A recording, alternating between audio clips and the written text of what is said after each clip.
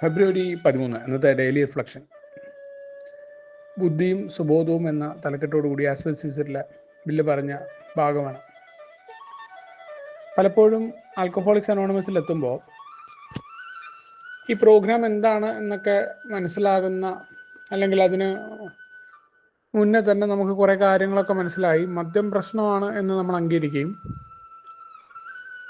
ഒരു ധാർമ്മിക ജീവിയുടെ ജീവിതം ഞാൻ നയിക്കേണ്ടതുണ്ടോ എന്ന് ചിന്തിക്കുകയും മദ്യമില്ലാത്ത സമയത്തുള്ള കാര്യങ്ങളെക്കുറിച്ച് പറയുന്ന പഴമക്കാരായിട്ടൊക്കെ വിഷയമൊക്കെ അവതരിപ്പിച്ചിരുന്ന ആൾക്കാരെക്കാളൊക്കെ അത്യാവശ്യം അറിവൊക്കെ എനിക്കുണ്ട്. പല കാര്യങ്ങളും അവർ പറയണതൊന്നും ശരിയായ രീതിയിലല്ല.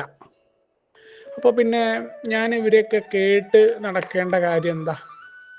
കുടിക്കാതിരുന്നാൽ പോരെ എന്നുള്ള ആ ഒരു ചിന്ത വളരെ പണ്ട് മുതൽ തന്നെ ആൽക്കഹോളിക്സ് അനോണിമസിൻ്റെ കൂട്ടായ്മയിലെത്തിയ ഓരോ മനുഷ്യരും അവർ പഴമക്കാരെല്ലാം സാക്ഷ്യപ്പെടുത്തുന്നു ചിരിച്ചുകൊണ്ട്. ഞങ്ങളും അത്തരം ഒരവസ്ഥയിലൂടെ കടന്നു പോയതാണ്. ഭൗതികമായ സ്വയം പര്യാപ്തത ഞങ്ങൾക്ക് എല്ലാ കാര്യങ്ങളും കൈകാര്യം ചെയ്യാനായിട്ടുണ്ടായിരുന്നു എന്ന് കരുതുകയും പലപ്പോഴും അത്തരം സ്വയം പര്യാപ്തതയ്ക്ക് വേണ്ടിയിട്ടുള്ള ആ പ്രവർത്തനം അല്ലെങ്കിൽ ആൽക്കഹോളിക്സ് അനോണിമസിൽ അല്ലെങ്കിൽ കുടിക്കാതിരിക്കാനുള്ള ശ്രമങ്ങൾ നടത്തുമ്പോൾ ആ ശ്രമങ്ങളുടെ ഫലമായിട്ട്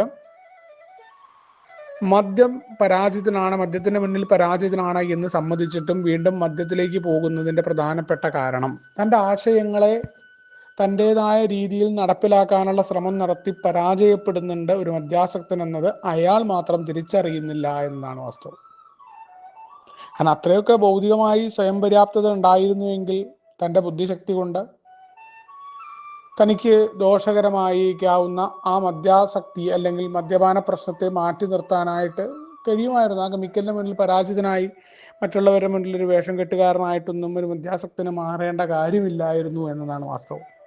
നിസ്സാരമായ ഒരു കെമിക്കൽ തിരിച്ച് നമ്മളൊന്നും ചെയ്യാതെ കുടിക്കണമെന്ന് നിർബന്ധമായി നമ്മളെ പിടിപ്പിച്ച് കുടിപ്പിച്ചതല്ല, വായിലാരും തൊണ്ടക്കുഴിയിൽ ഒഴിച്ചതല്ല, നമ്മളെടുത്ത് കുടിച്ചതാണ്.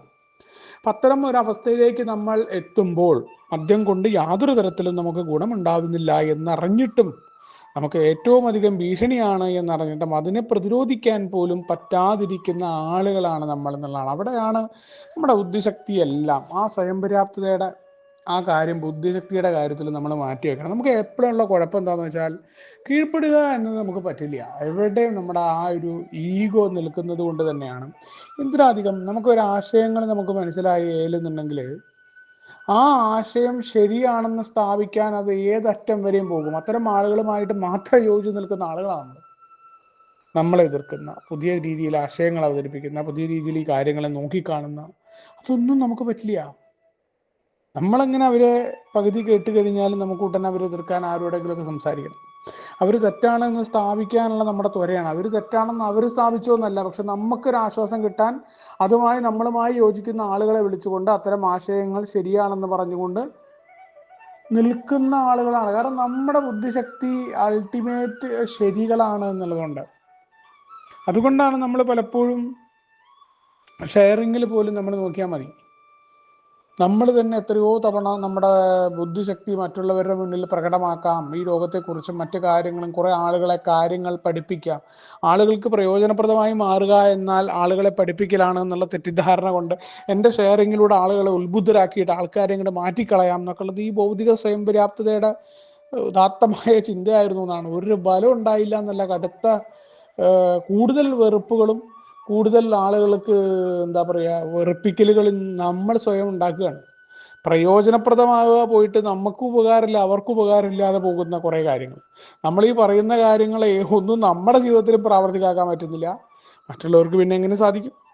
അവിടെയാണ് ഇതെല്ലാം മാറ്റി വെച്ചുകൊണ്ട് വളരെ ലളിതമായിട്ട് സമീപിക്കുക. ഇന്ന് കുടിക്കാതിരിക്കണം എന്നുണ്ടെങ്കിൽ ചില നടപടിക്രമങ്ങൾ കുടിക്കാതിരിക്കുമ്പോൾ എടുക്കേണ്ടതുണ്ട്. അതിൽ ഏറ്റവും ആദ്യം എന്ന് പറഞ്ഞാൽ ഈ വലിയ ബുദ്ധിശക്തി വലിയ അറിവൊക്കെ വെച്ചുകൊണ്ട് ഈ ലോകത്തെയൊക്കെ നേരിട്ടുകൊണ്ട് വലിയ വലിയ കാര്യങ്ങളൊക്കെ സംസാരിക്കുന്ന പരിപാടി നടന്ന് മാറി നിൽക്കാൻ പറഞ്ഞു. വളരെ സിമ്പിളായിട്ട് ജീവിതത്തെ കാണുക. എന്തൊക്കെയാണ് നിനക്ക് കുഴപ്പങ്ങൾ ഉണ്ടാവുന്നു അതൊക്കെ അംഗീകരിക്കുക. എന്തിനും മാറ്റാനുള്ള തയ്യാറെടുപ്പ് ഉണ്ടാവുക. ഒന്നിനും പെർഫെക്റ്റ് ആവാനുള്ള ശ്രമമൊക്കെ മാറ്റുക. വലിയ ഭൗതികമായ ചാടയൊക്കെ ഒന്ന് മാറ്റി നിർത്തിക്കൊണ്ട് സാധാരണക്കാരുടെ പോലെ തിരിച്ചു വാ. ആ രീതിയിൽ ജീവിതത്തെ കാണാൻ പറ്റുക പറഞ്ഞു. അത് വളരെ രസമായിരുന്നു. വളരെ ലളിതമായിട്ട് ഓരോ കാര്യങ്ങളെയും സമീപിക്കുക എന്നുള്ള. കുടിക്കാതിരിക്കാൻ എന്താ ചെയ്യേണ്ടത്? മറ്റുള്ള ആളുകളുമായിട്ടുള്ള പ്രവർത്തനങ്ങൾ, അവിടങ്ങളിലുള്ള സംസാരം, ആളുകളോട് സംസാരിക്കുമ്പോൾ തന്നെ ഞാൻ എന്തോ ഉയർന്നു നിൽക്കുന്നു, മറ്റുള്ളവർ കുറഞ്ഞു നിൽക്കുന്നു, അതൊക്കെ മാറ്റി സംസാരിക്കാൻ തുടങ്ങി. സാധാരണക്കാരുടെ ഭാഷയിലേക്ക് സംസാരിക്കാൻ പറ്റുക, സാധാരണക്കാരുടെ കാര്യങ്ങൾ മനസ്സിലാക്കാൻ പറ്റുക. ഒരു ആൾക്കൂട്ടത്തിൻ്റെ ഇടയിൽ ഞാൻ അവരിൽ നിന്ന് വ്യത്യസ്തനാണെന്ന് കാണിക്കാനുള്ള ഭ്രമമൊക്കെ ഉപേക്ഷിച്ചോളാൻ പറഞ്ഞു എന്നോട്. അല്ലാതെ വിഷമവും പ്രശ്നങ്ങളൊക്കെ ഉണ്ടാകുമ്പോൾ അല്ലെങ്കിൽ എവിടെയെങ്കിലുമൊക്കെ പോകുമ്പോൾ ഞാൻ ഭയങ്കര സംഭവമാണെന്ന് കാണിക്കുന്ന രീതിയിൽ ആ ചർച്ചയിൽ വർത്തമാനം പറയുന്നതിന് പകരം ഒരു പരിചയമില്ലാത്ത ചായക്കടകളിലും അല്ലെങ്കിൽ അവിടങ്ങളിലൊക്കെ ചെന്നിരുന്നുകൊണ്ട് അവർ സംസാരിക്കുന്ന കാര്യങ്ങളെ കേട്ടിരിക്കാനും ചിരിച്ചുകൊണ്ട്, അവിടെ പറയുന്ന വിഡ്ഢിത്തരമായിരിക്കാം, നമുക്ക് യോജിക്കാൻ പറ്റാത്തതുണ്ടായിരിക്കാം, അതൊരു പുതിയ ശീലമായിരുന്നു. എന്തിനാണ്?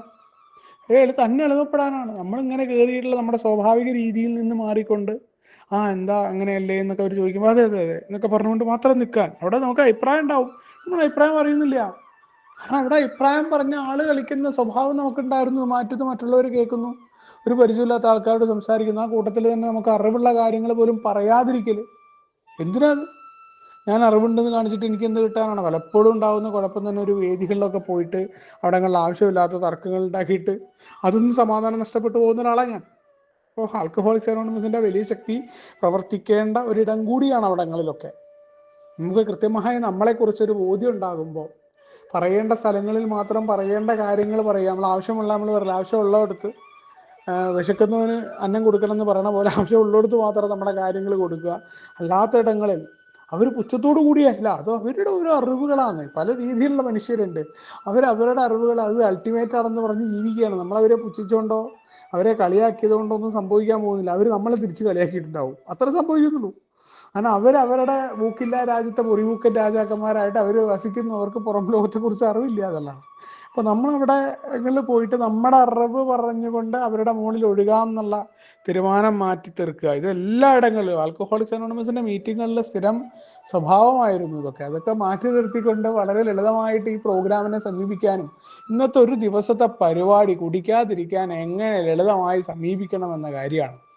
അതാണുള്ളൂ, അത് തന്നെയാണ് എനിക്ക് പറയേണ്ടതുള്ളൂ. ഞാൻ എന്തൊക്കെയാണ് ചെയ്തത്, എങ്ങനെയാണ് കൊണ്ടുപോയത്, എന്തൊക്കെയാണ് പ്രശ്നങ്ങൾ, വളരെ ലളിതമായ രീതിയിൽ അതിനെയൊക്കെ സമീപിക്കാനായിട്ട് ഇന്ന് ഈ പ്രോഗ്രാം വളരെയധികം നമ്മളെ ഇന്നത്തെ ഡെയിലി റിഫ്ലക്ഷൻ കൃത്യമായിട്ട് ഓർമ്മപ്പെടുത്തുന്നുണ്ട്. ഇന്നത്തെ ദിവസം എങ്ങനെയായിരിക്കണം എന്നുള്ള ഓർമ്മപ്പെടുത്തലോട് കൂടിയാണ് കടന്നു വരുന്നത്. നമുക്ക് ഒരുമിച്ച് കൊണ്ടേ പറയും തത്വങ്ങളോട് മുന്നോട്ട് പോകാം. ശുഭദിനം, സുപ്രഭാതം.